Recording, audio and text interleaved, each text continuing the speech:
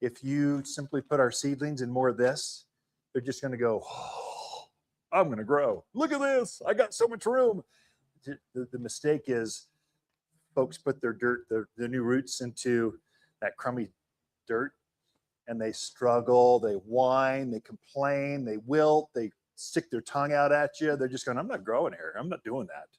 But if you give them more of the right, it's going to match that soil up, spot on. We'll give you that insider tip. You're live. Is it on? Yeah. Oh, we're live. Good. So you want to teach it or you want to? Yeah. Okay. I can teach it. So this is my daughter, Mackenzie. She's my youngest out of 4 and most favorite. Right now. Because she decided to stick around and help me run the garden center. So she's a 3rd generation owner at the garden center. So her grandfather started Waters Garden Center back in 1962. He had been landscaping through the 50s. And his rumor, he was a good storyteller too. He had a pickup truck. No, he didn't. He had a family station wagon, a borrowed wheelbarrow, and a shovel. And he started Waters Landscaping. Well, quickly, if you're getting involved with landscaping at all, you need a garden center. So a few years later, he set up Waters Garden Center, which is the very first true garden center in northern Arizona. Back then, there were some garden centers down in Phoenix, basically off of Baseline Road, down in Phoenix. There were no high altitude or mountain garden centers. So he started the very first back, this will be 64 years. I'll give you a personal invite. March 13, 14, 15. That's Friday, Saturday, Sunday. It's the week prior to spring. So spring is the following week. We have our 64th spring open house. So it'll be our new introduction. We call it the Flower and Fountain Festival. But basically, it's when we introduce all the new flowers for the year.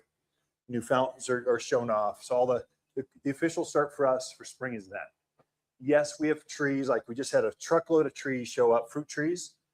So we're stocking up for that, but we're trying to get ready for the Flower and Fountain Festival. All of our vendors show up. So It's like fun. if you have like questions for vendors, it's a great time. So only here you'll see them. Only We time. have them. I mean, some of them, they created the life that you'll see here. I mean, there's new varieties. They've never existed on the planet before.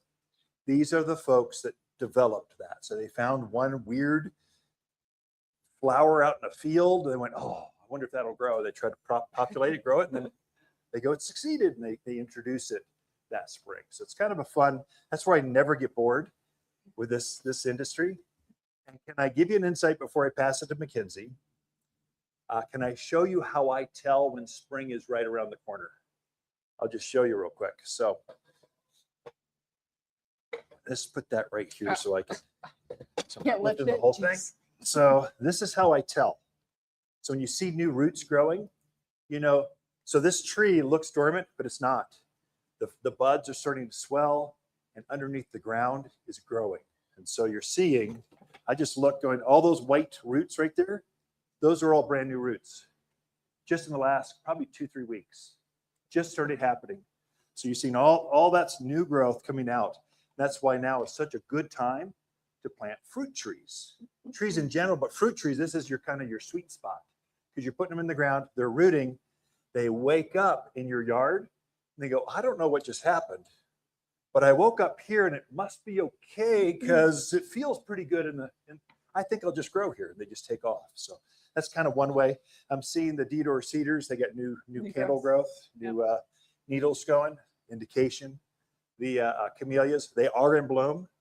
That's your spring is right here now. So let's do it one more time. How many people, this is your very first spring season here? 1, 2, 3. Where are we from? So where are we from? Where? Flagstaff. Oh, welcome to warm country. Put your skis away, coming to Prescott. Where else were we from? California. Say it with pride. I'm from California. I get you. Where am I? Michigan, Midwestern. Oh, ice. Just get rid of the ice. Yeah, it's good. New Mexico. Wow, that's good. I didn't know you all came this far west. You're practically in California, aren't you? How about over here? Yeah. New Jersey. Yeah, the Garden State. Right on. So we're from all over. California, take the fall. But you see, they're from everywhere. Yeah. They're coming from everywhere. And so, again, this is a great place to be. And so, okay.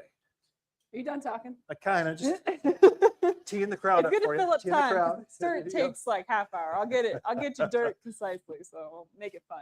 Get your dirt ready because we are It's gonna planting hit. season. It's going to be early. So you're at least 3 weeks early, maybe a month. So usually you start planting middle of March. I think I'm going to start planting like lettuce, broccoli, onion sets, potatoes, fruit trees, like around Valentine.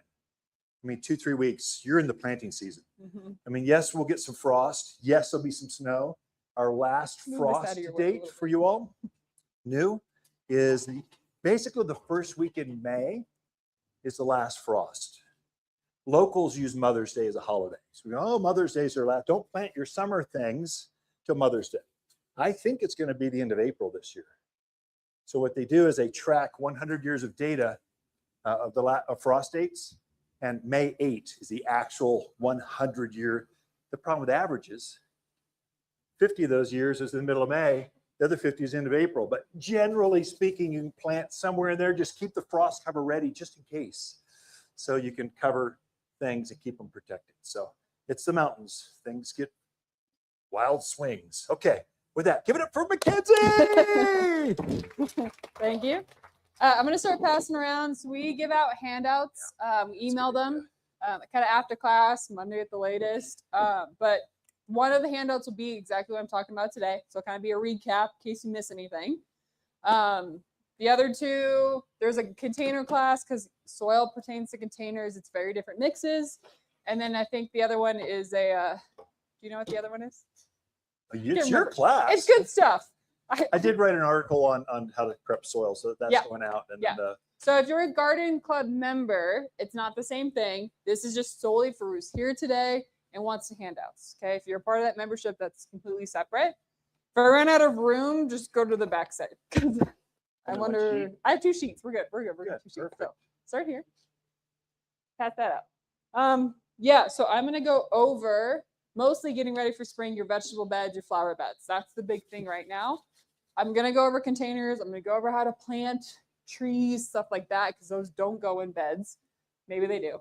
So I'll do that, and then we'll kind of just leave it open to questions, whatever you need. We do have an orchard class next week, so fruit trees, everything related to that will be on next week's cameras class. At the garden center. That's good. Hey, turn off your mic. Dang it, now you're going to hear them randomly. A couple seats left back in there. Go for it. They're all gardeners. Hold on, radio. Here we go. Always complications. If someone sees Ken, could they tell him to turn off his mic, please? Walk us away. Okay, sorry about that. So to answer your question, so her question was, I mean, if you have a bed, you're starting from fresh, right? Or even if you're starting kind of like you need to refresh, take out dirt to put new dirt in. That's a lot, pretty expensive if you're just filling the whole thing, right? So what do you do to kind of fill and then top dress with really good stuff? So as he said, you can get filler dirt from Prescott Dirt, stuff like that. It's not anywhere good, but it's great to just fill the bottom of your bed, okay? Because if you need, do you mean to raise that a little bit? Yeah. I'm getting distracted here.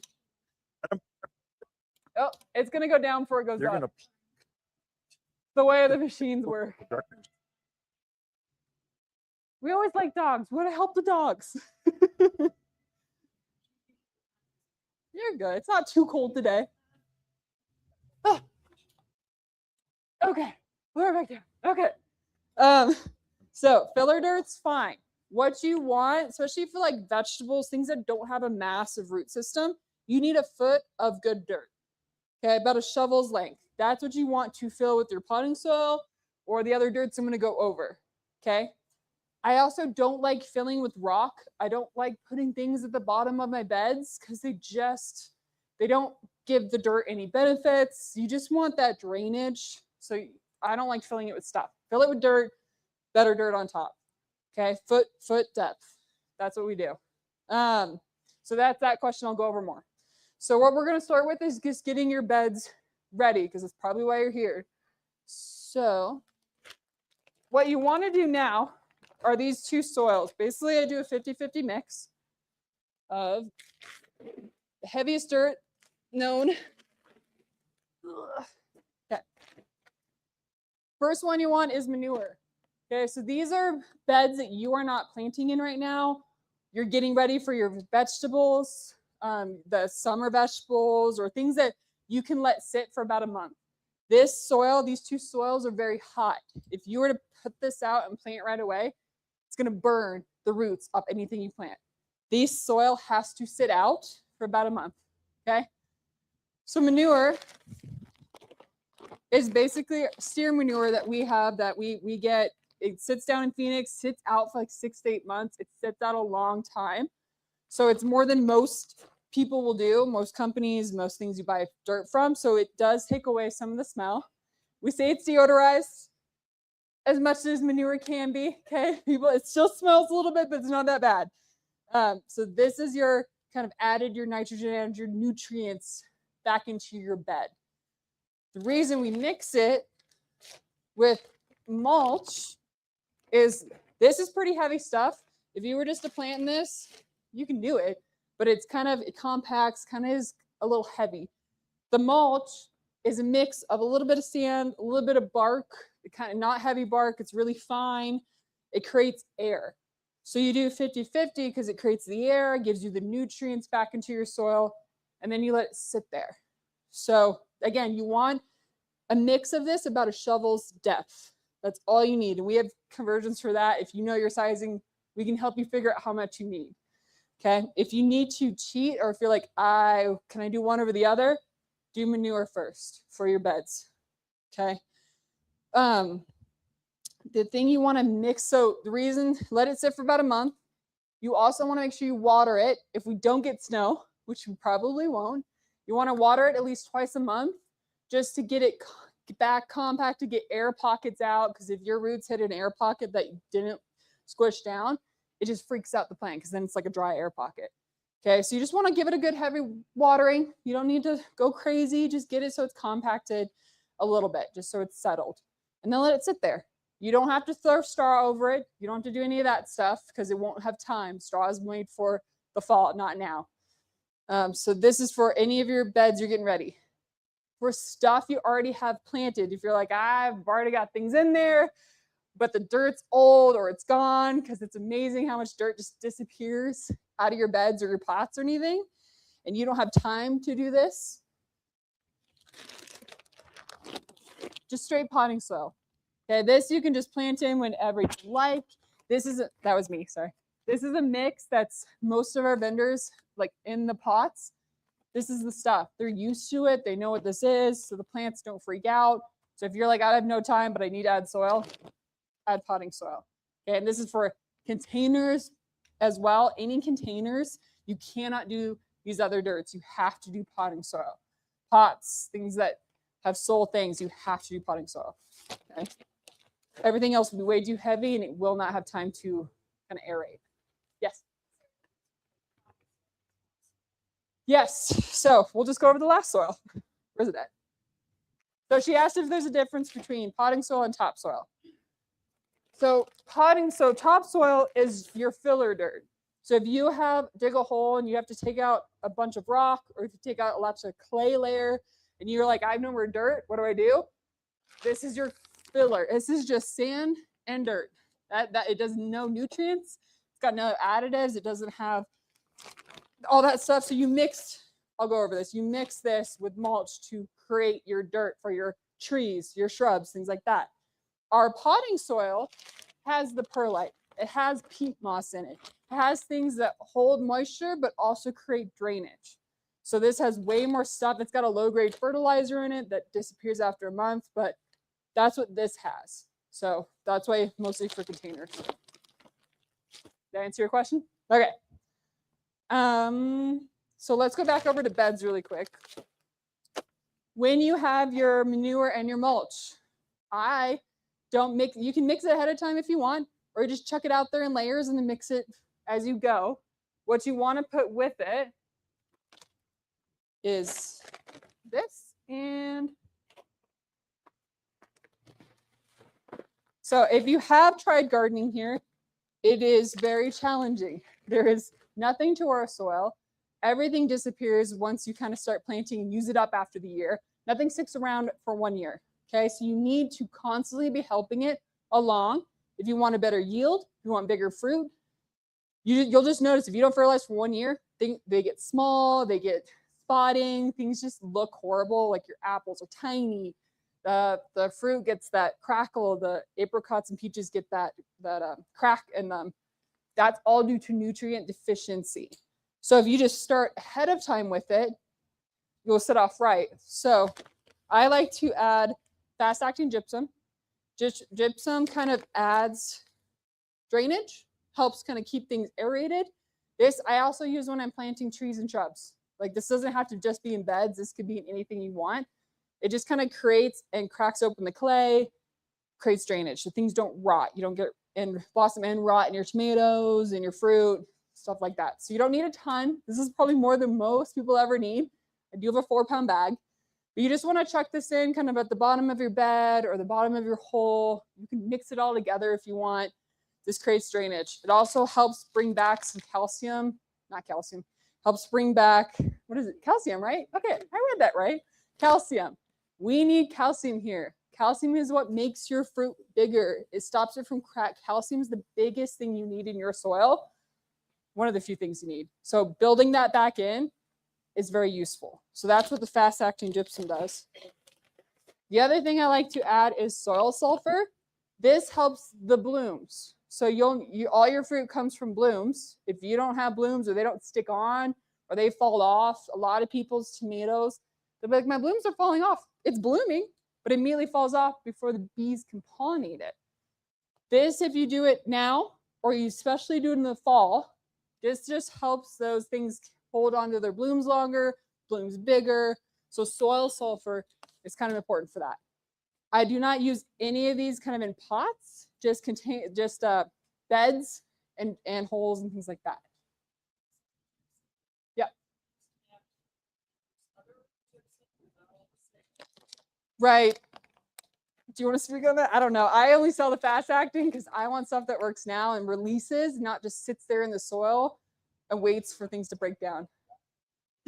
Yeah, don't walk away this time.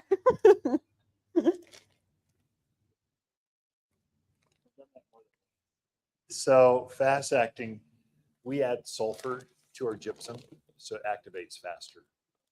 What it is, your water's super alkaline. Actually, your water is more alkaline here than anywhere else. So you're adding your sulfurs. We add sulfur to our fertilizer. We add sulfur. If you're from the Michigan, Midwest, East Coast, they're telling you to add lime to your soil. We're going to sweeten our soil. Never, ever do that here. Want to kill your soil. You will kill your plants by doing that. The other one you'll hear regularly is add wood ash or wood, the ash from your fireplaces or your grill. Add that to your soils.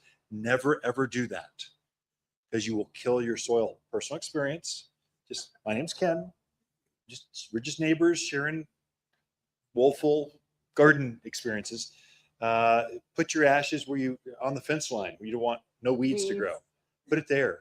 Don't put it in your gardens. It's because of our water. Thumb Butte, Glassford Hill, basically all the hilltops you see, they're all volcano cores.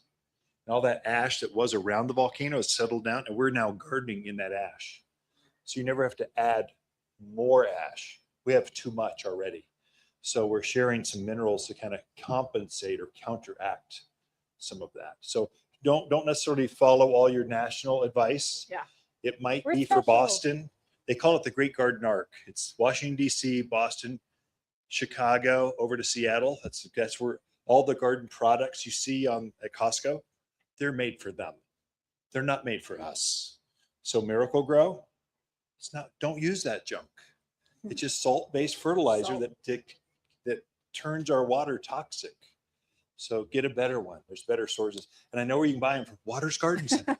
We make our own to help our gardeners garden better. Yeah. Hot water with rainwater. Oh, rainwater's the best. Fantastic. Can you get enough? But is it okay to add the ash to my compost plant? Oh, so her question is, she wants to use her ash. If I use rainwater, can I use ash? No, don't do that. It's Just in our don't soil. torture your plant. Yes, you can. I never tell a gardener what they can or can't do. I'm just You'll hoping to learn. guide you in the right direction.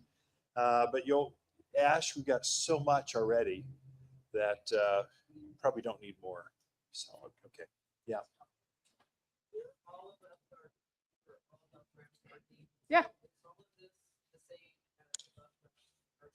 Yeah, so we had to build our above ground beds because we were on a hillside, and so we had to build it up. And yes, if you have a big, it's just not a container you don't want to use in it. It's a bigger space, 5x5, or you can use it. It'll be fine. I would be careful about the manure mulch mix, but as long as you sit long enough, like 6 weeks maybe, you'll be fine. It's not going to burn anything. Get a couple rain events. If you don't get rain, just add some water to the top of your soil. You just want to settle it. What you don't want is just to plug roots in and they burn. Yeah, Right. So what she said was right. Like I was She's so trained. smart. So anyway, yeah, great questions. Too much stuff. Raised beds. I mainly garden in raised beds because I'm on a huge hill, and it's all heavy clay, north slope. Nothing grows. Yeah. I've killed so many plants trying to dig it, put it in the ground. I just said forget it. And I went down to Yavapai Block. They have a great big 90-pound retaining block. And I just went, okay, downhill, build it up, backfill with good stuff. Yeah. Game changer. Yeah. It went from killing everything to everything I throw in there lives. So yeah. A Yavapai Block that's where all the contractors go. So now we're deep into supply chain, but basically Depot and Lowe's have the little tiny blocks and they shift around. They don't lock in. I had to go some pretty tall walls. The bigger ones, you set them once and they stick around. Shift. They're killer on your back. But once you get them set, you don't have to worry about them nearly as much. Those little ones, they just, they move around. So, okay, you ready? Okay, yeah, I got it. Sorry for keeping my microphone on, folks. Didn't know that. Yeah. Yeah, so we have calcium nitrate and gypsum, and then we have a spray calcium. So the spray calcium's best for when your tomatoes are already on the vine, they're already growing, because the granulars won't hit in time. So the spray is better for when you already have the plants already growing. You'll notice sometimes the tomatoes, especially the big babies here, if you've tried it, they will swell, and they'll just swell too fast, and then they get dehydrated and they'll shrink, and then they create that cracking. Calcium will help fill out that tomato, keeps it fuller, so that the spray, when it's on the vine already happening, the spray will keep that from happening.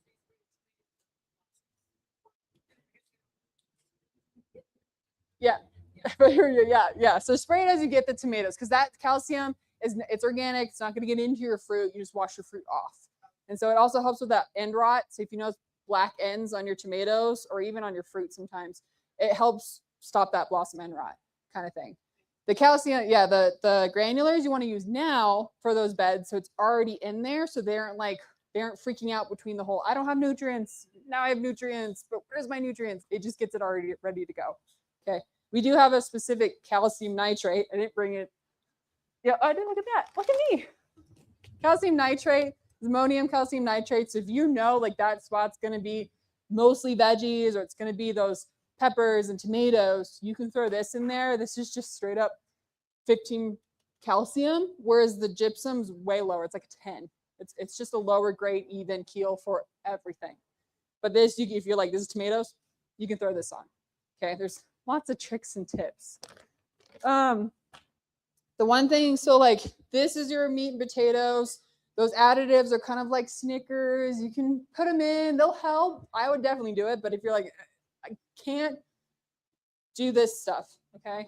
So this one is a big one. This is our fruit and vegetable fertilizer with calcium. So it's kind of this mix, but with 7% calcium and more organic items. So I like to use this. If I have more fruit trees, I have more vegetables than I do like trees and shrubs, I'll get this because you can use it on anything and everything.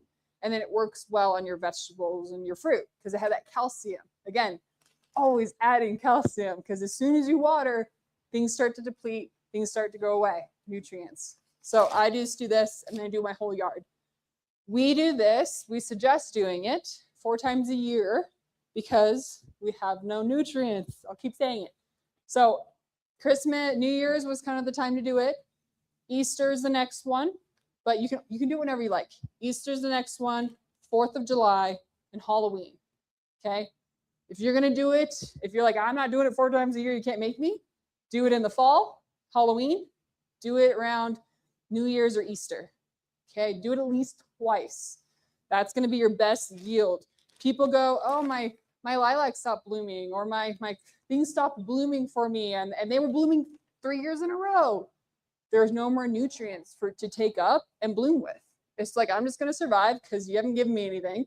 And here's what I'll do, I'll just look green.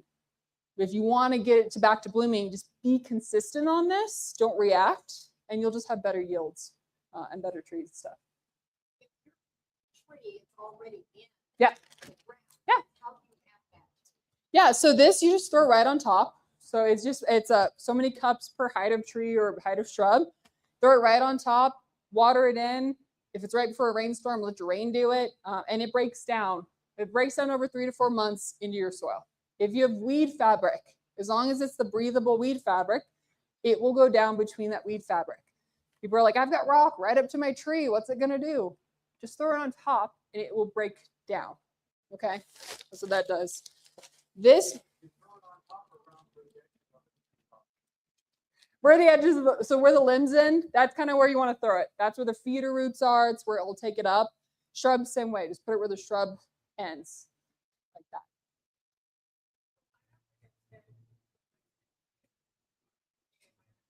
Yeah.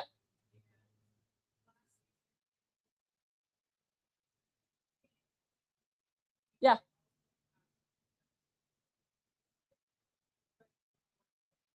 Yeah. Yeah. Yes. Yeah. So she's got wildflowers and vegetables in the same space growing together. And then she's asking if she can use this. Yes, it's for anything and everything. It's a 6447. So if you get above like 10, 10, 10, things become synthetic, they aren't natural, and they can burn, which is why we made the 6447. So it's a low grade. You can't burn with it. You have to try very hard. So it's can be used on everything. Okay. The all-purpose, this is 744. Doesn't have that extra calcium. It's 744. This you can also use on anything and everything.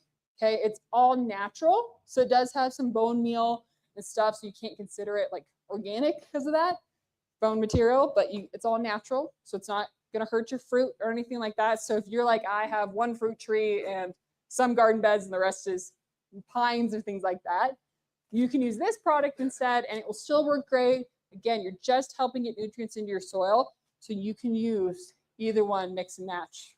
Okay. There's a price break at 3, so you can always get one of these and 2 of these or something like that. Okay. I would highly suggest if you haven't done anything for years or you just moved into a home and it needs some care, we have had a rough 2 years of kind of more drought. There's been no moisture. So your native stuff, your ponderosas, your pinions, they're struggling. They're losing their color. The bugs are going after them like crazy because we've had no cold to take out the bugs. So they're just living and sucking on your tree year round. If you can give your native, people say don't fertilize native stuff. No, they need help just like us, okay? Especially if they've had no water. Support them. Give them food once a year. They just need a little bit of help. So I would throw this around them. Okay, it's not going to hurt them. It's natural. They're going to pick it up nice and slow because they are kind of lumbersome big things. They need slow release. I would just help things out once a year with the native stuff. Okay, that's our fertilizers. I would just always have a bag on hand. It does not go bad as long as it doesn't stay wet. Put it in a garage, you're good to go. Animals do tend to like it. So my lab got into it a while ago and just ate a ton of it. You just throw it up, but they're going to throw it up, not make them sick, but just put it out of the way. Rake it into the soil a little bit. Don't make mounds of it, and you're good to go.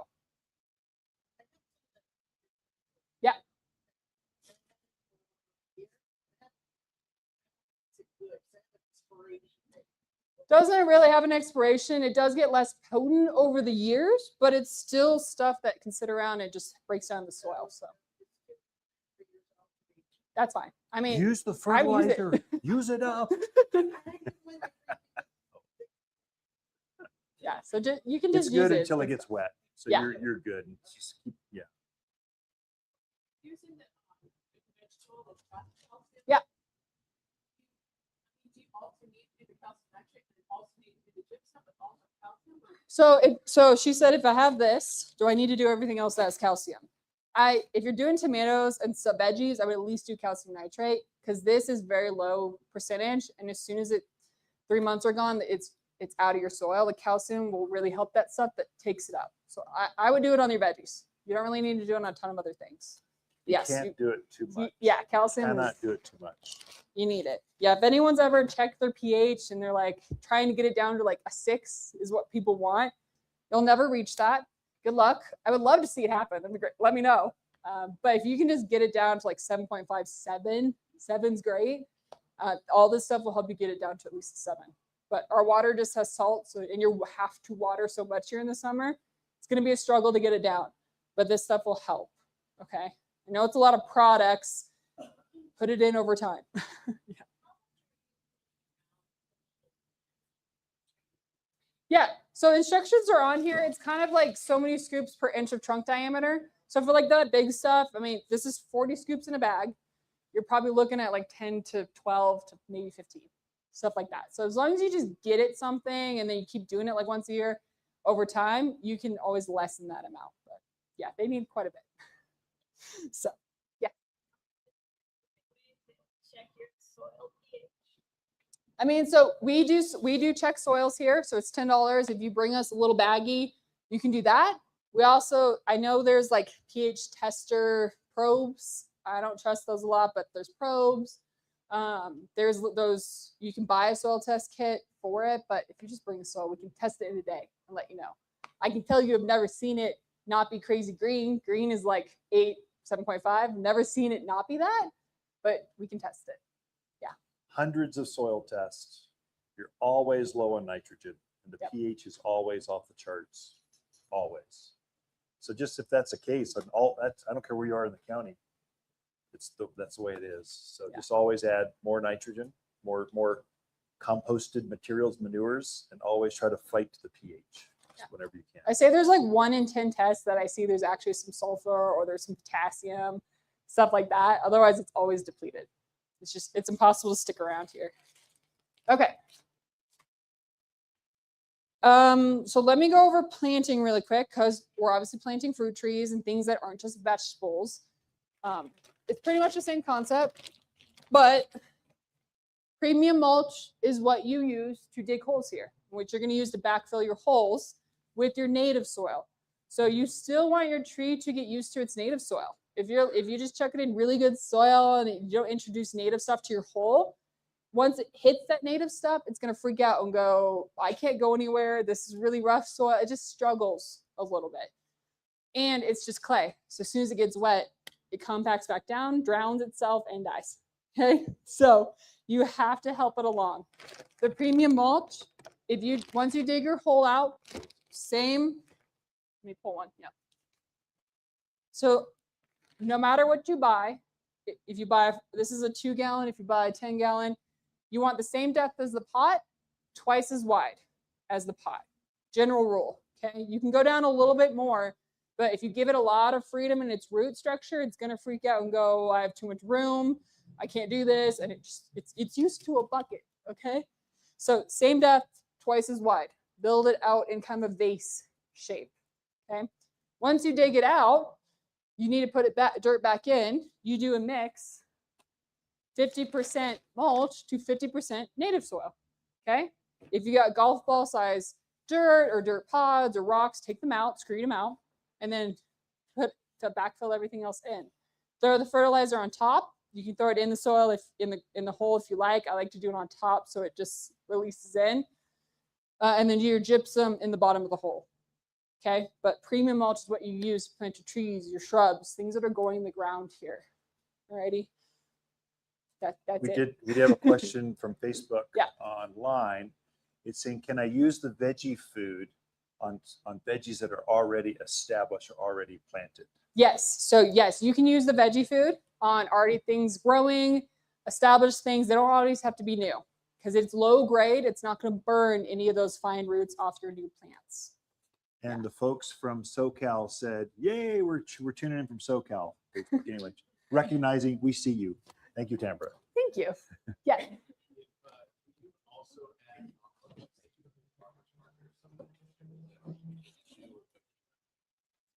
Yeah, so you can definitely use like if you have compost yourself or you're buying it from somewhere. The trick with that is making sure it's sat out long enough and broken down because sometimes people use too new stuff and it will burn the roots again. But if you do it now, which is perfect timing, again, it will sit out. It will kind of get aerized. It won't be so hot, and then you can plant in it. The other thing I will say is sometimes people will use stuff from horse manure or steer manure that hasn't sat out long enough and then the weeds get into it. And then as soon as you use it, you are fighting all these weeds coming up through your dirt. So just make sure you're screening, make sure you know you trust where it's coming from. Or if you make it yourself, just really let it sit there and burn so it kills out all the weeds. Okay. Most people I find just don't let it sit long enough and then it's just too hot kind of thing. But yeah, I would do it now. Any other questions before I move on? Yeah. I think any manure for us is good stuff, but it's just how long you make it sit there. Chicken manure, I mean, it depends what you feed your chickens and stuff like that, but with anything else, but it's good. It's manure. It's good stuff. I'm not against using different types of manure, just letting it sit long enough. Chicken poop can be hotter than let's say goat or llama, Horse or alpaca, or cow manure. So if you do chicken, just be careful. It is hotter. So you want to, what she's saying, let it percolate or settle for a bit before you plant in it. Again, our manure has sat out in the Phoenix heat for like 6 to 8 months. It sits out for a very long time, and they keep turning it. They keep moving the pile to make it kind of burn itself out. So it sits for a long time before we even use it. Okay. Did you explain that the poop that we have is not gross and disgusting and smelly? It's actually deodorized. So we're actually composted long enough so the odor and the goo it feels like compost, not like. Yeah, it is pretty light stuff. I mean, for manure, and I used to play in it as a kid because I didn't know any better down in Skull Valley, and I didn't mind it. So yeah.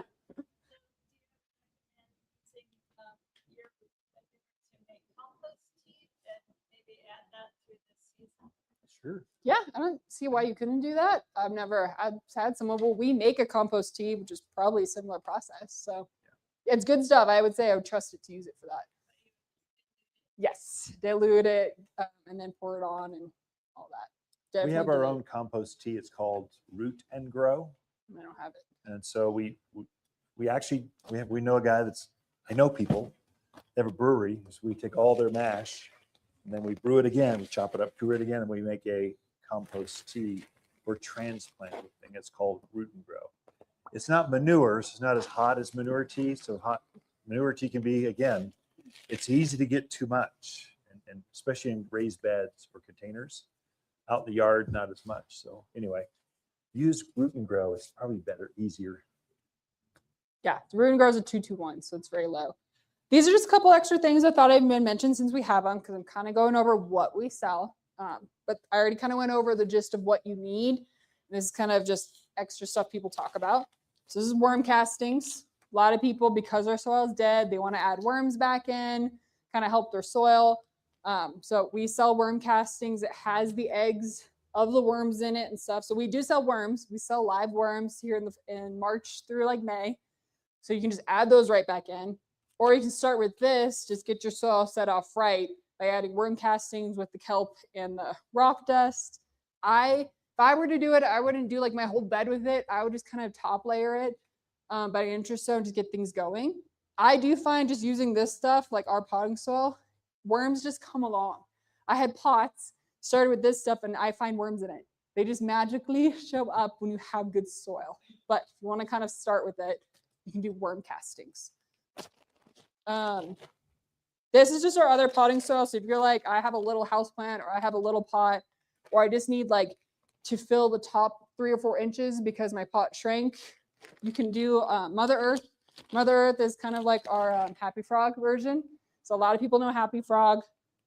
This is Mother Earth. So just a little extra potting soil you can add in. It's a little lighter mix than ours. It doesn't have that peat moss as much. It doesn't hold as much water, but it still is really good stuff to just top dress or do a house plant in. So I thought I'd mention it because it's a smaller bag. It's the smallest potting soil we sell.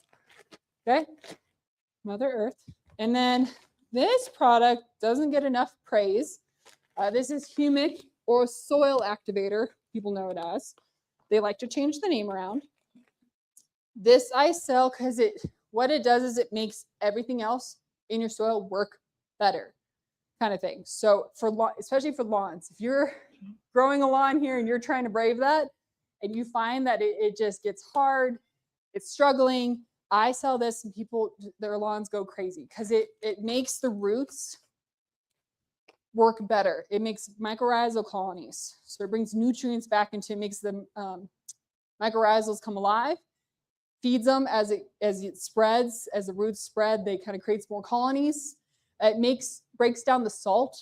If there's salt piles or salt deposits from our water, it breaks that down in your soil. And it also kind of aerates as well, but it just makes your soil work better. It's not a fertilizer. It's not meant to help your shrub or your tree. It makes the fertilizer work together, work in tandem. Okay, so I like to do this once a year. I don't have to do it all the time. I mostly do it in the spring when things start to wake up in their new homes or they're waking up for the season. I will throw this down. Works great, especially in lawns, things that just have shallow roots. You can definitely use it in veggie gardens as well. I was making sure it was organic. It's organic, so you can use it in veggie gardens, things with a shallow root system as well. Okay, so it does get enough praise, but I wanted to bring it up because it's just good for our area, because when that soil compacts back down, the roots don't go anywhere and they just stop growing. You'll see your tree suddenly, if you notice trees around town, the ones that are leaning or the ones that kind of have started to kind of just decline, or they're not getting bigger. They're like, it's been 2 years and they're still like this. Usually there's something in the root structure stopping them from moving. Either they hit rock, they hit clay, they can't go anywhere. So helping them out to spread faster is just what we're constantly looking for. Okay. I'm not going to touch on watering quite yet because that's a whole other class and we only have 15 minutes. So we'll get there. The other thing I will bring up, because this is the year that's going to be a problem. So this isn't really something you have to worry about. But I've noticed grubs are getting aggressive. Those little half moon white things in your soil. If you've ever been digging and you see this big fat grub, kind of has the picture here. Okay. I think these are going to be bad this year because we've had no cold to kill them out. The eggs have stayed warm. They're hatching. They aren't being frozen like normal years. Okay. So, and when you go to water, they suddenly activate and they come alive. So I've noticed a lot of people fighting some grubs. If you've had skunks, javelina, they've been really bad taking up your soil and they're like around tree roots and stuff and they're like digging. They're looking for grubs. And that's how you know you've got them if you don't already. So if you see the animals around your area, you're going to use grub control to kill the grubs in your soil. Because what they're doing is they're eating the roots off your trees, your shrubs. They're big in veggie gardens right now. I've had a lot of people, as they're getting things ready for spring, they're seeing grubs. You want to take care of that, okay? Because they will just eat the roots off anything, and you can't keep up. This is not organic. This is for trees, shrubs, out where you're not using your veggie stuff. If you're using it in your veggie garden or things, veg and ornamental. The same thing, but it's safe for your veggies and your fruits and stuff like that. Okay, won't get into your fruit. It's too big of a cell to get through. So those are the two things. Wordworms? Oh, yeah, okay. So it will help. It kills any larva in your soil. It won't help if they're already grown and already on your plant, kind of thing. But earwigs, pill bugs, all any those kind of crawly larva things. that. Yeah. If I don't have grubs, would I put that in there anyway, just to make sure it's not there?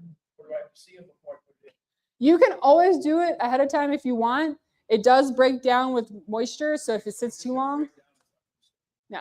Yeah. So We're I not- don't We're usually not big believers into just throwing in it out case just 'cause. stuff, and some of the stuff's expensive, and they kill things. So why not use it when you see? We're big into when you see it, then use it, and then Yeah. whenever possible, go organic. But some things just don't react. You need to get the next step Get it. up. So, Yeah. so if in doubt, come see us. We'll put it under the microscope, put it in a baggie. We can identify it, because guaranteed, you're not the only one. It's you and all your neighbors are coming in at the same time going, what is this? What is this? And right now it's aphids, grubs. I fully expect pinyon pine scale to come out at any time. We'll try to let people know. If you're part of the garden club, we'll let you know, hey, we're seeing this. Here's what to do. So you're aware of what to look for. Yeah.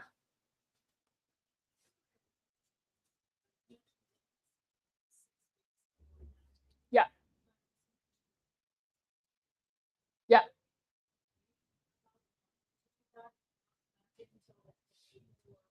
Nope. I would do it now, because the longer it sits, the better it is for it. Most people just can't wait and they're ready to go. But the longer it sits, the better. The nitrogen breaks down, things break down. I would just put it out now. Don't wait. I did mine a month ago before the holidays because I had time. I pulled my tomatoes up and I just want to get ready, because when the spring hits, guess where I'm living? I don't have the time then. So I do it early just so it's done. Better early than late. Yeah. The last thing that I have is, some people, obviously, they do. I'll talk about that in a second. So this is just our last dirt mix that we sell here. This is cactus mix. So this is for succulents, cactus, anything that struggles with overwatering, which is a lot of things. We sell cactus mix. So it's mostly for houseplants or your cactus that are kind of going outside. I tend to overwater. I very much I haven't watered in a while. I'll water it, and then I overwatered it. So I'm not allowed to have certain things like snake plants or ZZs. But even my normal house plants, I will do cactus mix potting soil together, because this just drains. It's got tons of perlite in it. It's got almost no soil, so it's meant to drain. So if you're prone to overwatering, even in your regular pots, you can do this. And so I do this in potting soil because I do this around the root ball, so it just drains off the root ball, and then I do this to hold moisture, because I don't want to water every day, but I don't want to keep it too wet. So this is just our last mix we have, is potting soil. Well, and one last one. So if you guys are doing things from seed, a lot of people are doing things from seed. They're growing it in their home, and then they move them outside or into a bigger tray. We just have seed and a cutting mix. So you'll notice if you take your seed and you put it into the next layer up, or it's already grown, and you move it, it freaks out and dies on you, and you're like, I put it in dirt, it was fine. It was almost probably too heavy for it, and those fine roots freaked out. So this is just, we sell as the next step up. It's very light mix. It's got nothing to it, but it lets those fine roots breathe, doesn't choke them out, but keeps moisture around them. Yeah. Yeah.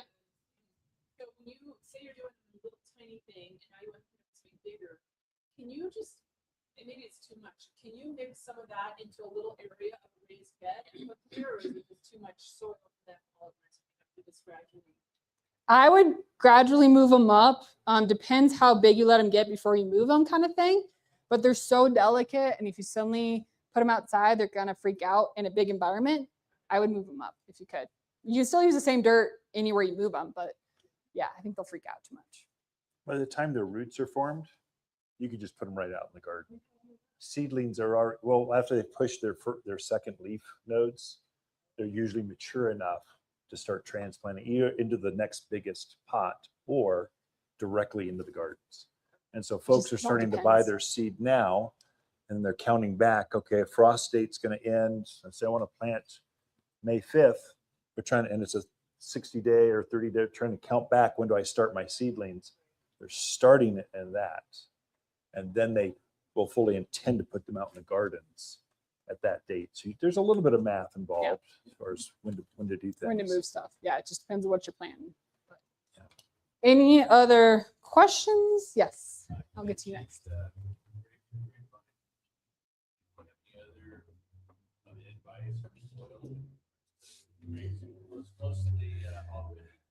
Grown, established. Yeah, not really anything else with them. Mostly it's for grapes, it's about pruning. But adding that fertilizer, the fruit and veggie, that's probably most important for grapes with the humic. That's what I would do. Excuse me, I bought the cherry tomato. Mhm. It was great. And that was wonderful for the soil that's in there. Yep. Can I reuse that, or should I just trash that soil and start all over? I think we have different opinions Can I- on that. Yes. Well, what I do, because I have a lot of containers, I've had a couple back surgeries, Mhm. so I just can't get down there like I used to, and so I don't garden in the ground very much. I mainly garden in raised beds and pots, Pots. just for me. And so my great big pots, I'll try to be aggressive and take some of that soil out, and I add that to my raised beds out there, so I can add some freshness into my containers. Freshness, soils do go sour. They lose their vitality. And it's all about the soil. And so we're trying to help you get your soils right. So I'm trying to take some of that, and then I put the water's potting soil back in. So that's what the cherry tomatoes are grown in. So if you just give it more fresh of that, it's great. If it's smaller than, let's say, 12 inches, if it's smaller than this, I want all fresh new soil. So just dump it right out and put fresh new, because it's not very much.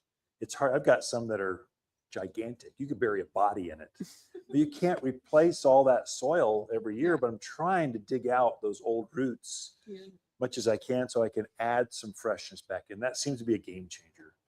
The other one I notice is all this stuff she did, she recommended Wrong. calcium, No. calcium, calcium, calcium. Still, I got blossom end rot. You know what Yeah. that is? It's where your tomatoes or your peppers, they get that black spot on it where the flower was, or your squash or pumpkins will form and they just get yellow and fall off. Those are all lack of calcium.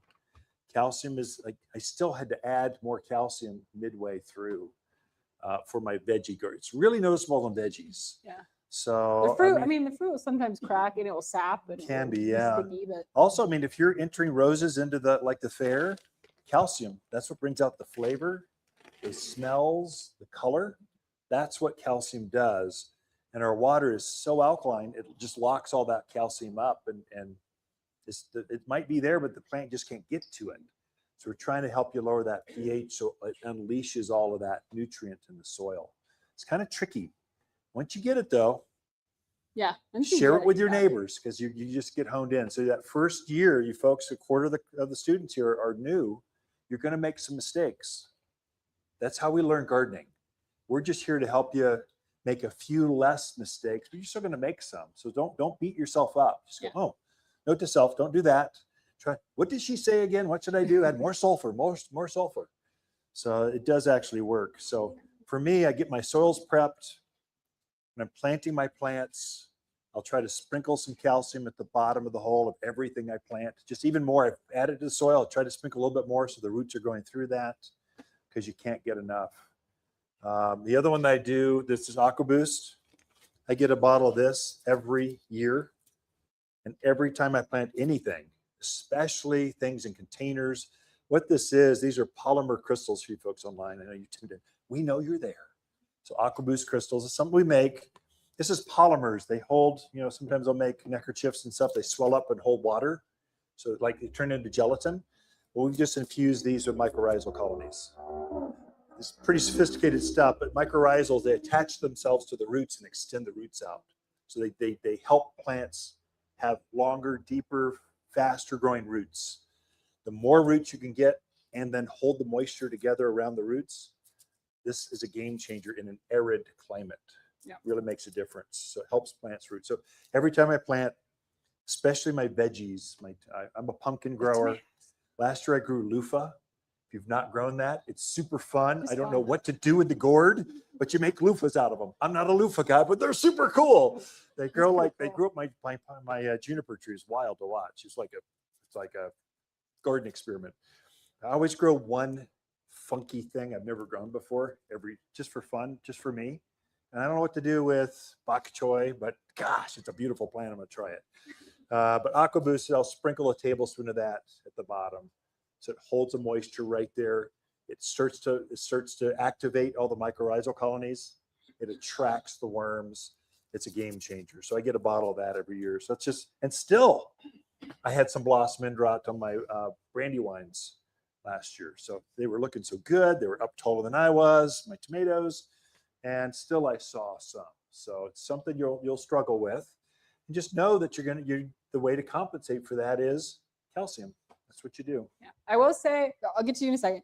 If your hobby is watering, if it's not gardening, it's watering, be very careful using the AquaBoost and our potting soil, because it's meant to hold moisture for the heat that we have. Okay, so a lot of people aren't used to this mix.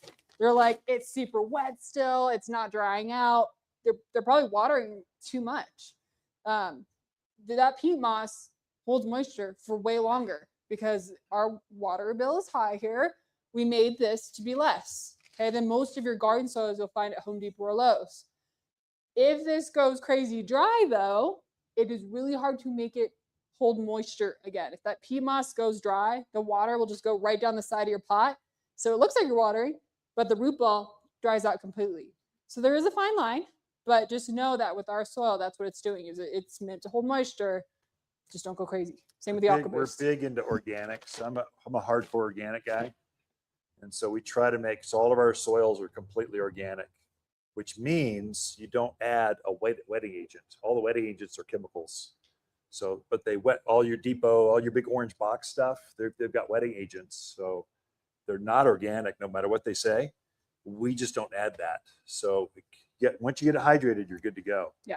But that's kind of why some of that happens. So, we had a question. Yeah.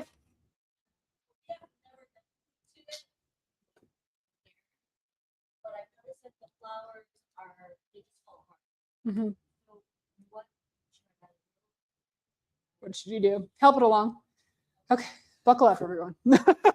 rose food with systemic Rose is what I food would is do, systemic. just because bugs are so bad here. So the It's thrip and aphids early on, get into those buds, And break them. especially the first buds. So we get, roses do amazingly well here. They really do. They're just so easy. But the bugs for the first bit, I would prune them back real hard and fertilize them with the rose food with systemic. It's in a Blue like bag. a teal colored bag. Yeah, down there. That's what I would do. Yeah. The other thing is, for things that are blooming, this is our flower power. It's a 1248.8. That middle number is roots and flowers. Okay, but it's made to keep flowers on longer, makes them bigger. My roses, I mean, they held buds until the end of the year, if It's not crazy. till January. So like, and that's not normal. Tomatoes this big, cucumbers this Anything long. that blooms, this can go on. It's liquid, so you mix it in water. It's a little scoop in here. It's 1 scoop per gallon. So you don't want to overuse this. This can burn, but don't overuse it. Just follow instructions. But if you're struggling, if things aren't blooming and they've been struggling, use this stuff. And I've never heard anything bad about it. People always rave. So This is our replacement for Miracle Grow. Yeah. We just are so I kept helping customers. They kept going to work. They kept struggling. Well, what are you doing? I'm feeding Miracle Grow. It's a theme. It just kept going. I'm going, it's a salt-based fertilizer used with our water, and just I'm going, that's it. I'm not going to sell product. It's the #1 selling garden product in America. And a garden center doesn't sell it. That's like foolishness. You stack it high, watch it fly. But if you're hurting plants for your gardeners, it's just wrong. So we had to come up with something. This is not salt-based. I could dip my hat in it. It would start to bloom. Almost. It really does make things bloom well. So I use it at least a couple times a month in my garden, especially containers. So next week's garden class. 1 second. Get me to the end of class. March, always March. Yeah, because as soon as you cut them, they're going to want to grow. And if we do happen to get a late freeze, you'll just set it back. So just wait a little longer. Personal experience. I've pruned back my roses too early. Killed so much stuff doing it. And then we had that last hard freeze, and it burned it right back to the ground. So if you just be patient. I know it's hard. We're Americans. It's 40 cents, supersize it right now. I want it now. Patience is good. I would say also for my Salvia gregii, or the autumn sage, I hold off on those 2 things till at least past Valentine. March is your sweet spot for pruning roses and salvias. Okay. Prune everything else though. except for spring blooming things. So lilacs, you wait because they're budded. Yeah. There's huge buds on Forsythia. them right now. Forsythia, huge buds. But I would prune all my fruit trees, all my hibiscus, all my summer blooming smoke bush, prune all those things back. All your grasses, God. put them right back. Yeah. Next week's class is, Orchards. well, it'll be a big one. Come early because Yeah. it'll be packed. It'll be more packed than this. It's on fruit trees. So that'll be the 7th of March. Can you believe January's gone? 7th Where of did February. it go? What February. happened? Next week. Oh, February. Yeah, February We're already 7th. in March. Yes, February 7. It's a sweet rewards garden guide to home orchards. You know, the definition of an orchard is anyone that has over 7 trees or more, you've got an orchard. If you have 1 through 6 trees, you just have a backyard fruit tree. Okay, there we go. What varieties, pollination, when to plant, how to cross, how close to get them, all that stuff. How to maximize fruit. A beginner's guide to small spaces, small backyards, patios. This is flowering, butterflies, pollinators. That'll be February 14th, Valentine's Day. There's a good date for you, men. Hint, hint. Bring your gardener to a garden class at her garden center. And then 21st Evergreens. Check the website. There's a big classes button right up top. You can't miss it. But we'll have this through April, and we'll take a little break. May, the facility just won't handle. Actually, the parking lot's packed now. Gardeners are leaving. The facility can hardly handle it now. So we'll kind of take a break, and then we're back at it middle of June with all the summer, how to water, summer blooming, heat lover, butterfly attraction. That'll be all the summer series. So take a look at that. With that, let's give it up We'll be for here after Mackenzie. class. Yeah, well done. We'll hang out as long as you want for questions. Thanks for coming, you all. Oh, it's Thank you. March.